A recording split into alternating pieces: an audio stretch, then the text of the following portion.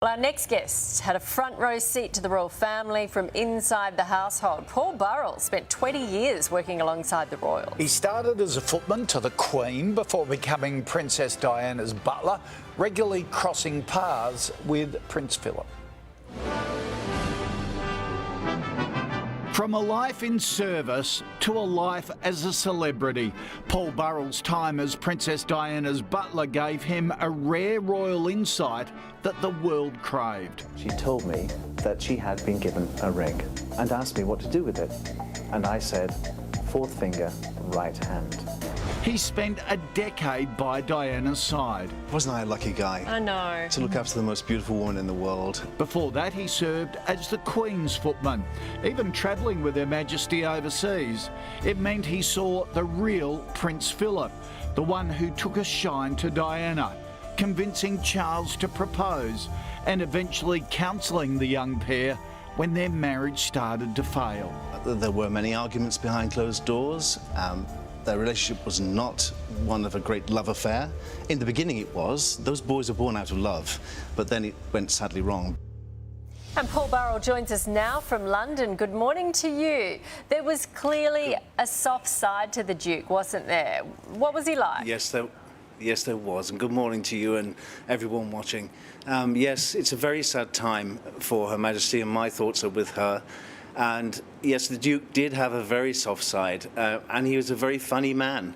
On many occasions I witnessed that, and I always remember the day I was stood in the Queen's sitting room at Buckingham Palace, and all the corgis were fast asleep, all 9 of them, and they were blocking the door from the Prince's dressing room, and he was trying to get through to the Queen, and he was forcing the door open, and he was cursing and swearing, and these dogs, why do you have so many?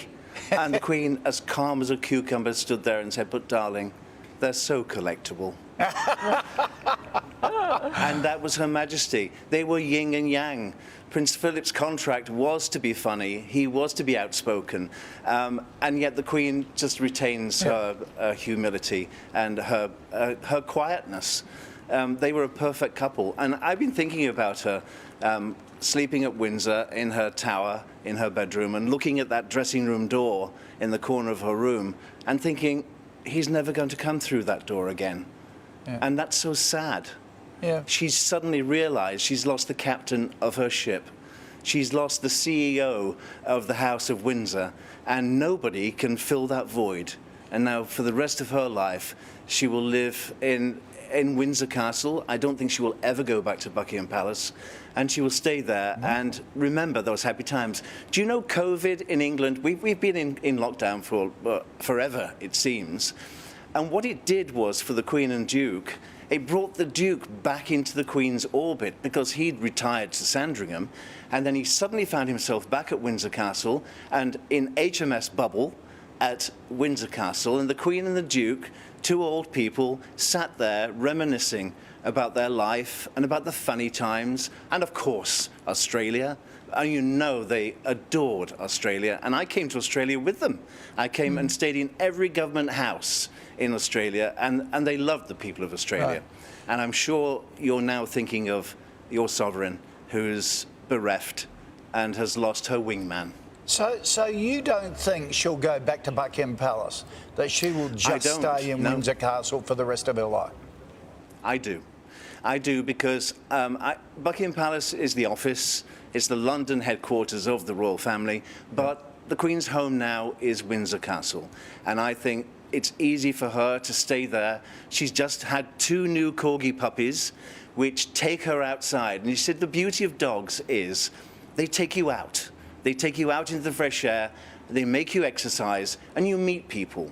It's no good her staying inside those 4 walls and just living her life out like that, because she likes to be with people. And as soon as this lockdown ends, I think she will get out there again and start to meet people. But make no mistake, Koshi, she will die Queen. She will never, ever retire and give up that responsibility. Not now. Not ever. Okay. A lot of Australians said over the weekend that they really related to the Duke because of his sense of humour and because he kept getting into trouble.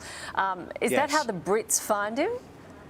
Yes, that was his job, though, wasn't it? It was written into his contract. He was there to break the ice, to make the gags, to be funny, because the Queen couldn't do that as head of state and head of church, but she let him do it, and she just rolled her eyes and used to say, well, that's Philip, isn't it?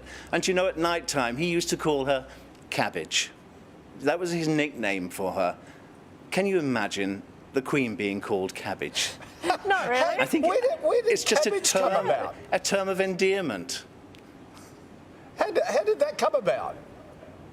I don't know how it came about. I think it has a French derivative. It's something about my sweet one or something like that. But it's something which he always carried on. He was, of course, they were very much in love. And they signed a contract so long ago. They were an old-fashioned style couple. And they very rarely were apart during their time together. And as I said, the Queen will really, really miss him, because she deferred everything to him. He was the common sense. He was no nonsense. He was no frills. He didn't like the pomp and pageantry. He didn't like all those people fussing over him all the time. And he didn't understand why, you know, the Queen liked it. But the Queen was so used to it from her life anyway. You're giving us a lovely insight into him because, as you said earlier, he was outspoken. He often got into trouble about it. And there are certain sections of the community that goes, oh, he's just a grumpy old buffhead, a grumpy old man that's out of touch. You're painting a very different picture. Well, he was a man of his time, wasn't he? I mean, he never would offend anyone. He wouldn't mean any offence by what he said. He was just so outspoken. He just said what came into his head. And the Queen... is honest. Well, she couldn't ever say those things. But he did. Philip did. He could say, if I pulled that zip down on your dress, I'd get into an awful lot of trouble, wouldn't I? Or, you know, he just thought what came into his mind. But he was a very kind, sensitive man. And that was illustrated by my time with the Princess, of course, when, during her divorce, the Queen and Prince Philip sided with their daughter-in-law, not with their son. And what Prince Philip wrote to the Princess, I saw all those lovely letters when he wrote to dearest Diana, and she wrote to her dearest Pa.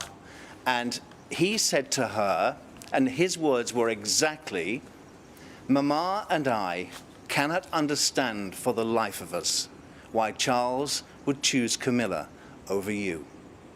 That was his stand. That's what he felt. That's what he wrote. Wow. Oh, my goodness. And don't a lot of Australians agree with totally that? Right. Yes. Right with you, big fella. You know, and don't we all think that? Yep. That was Prince Philip saying that, and unprecedented. He didn't care.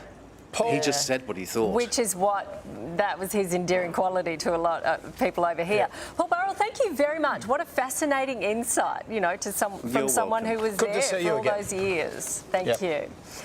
Thank you for having me. That's fascinating, Isn't wasn't it? Yeah. Really Gives us a good. different side. Yeah.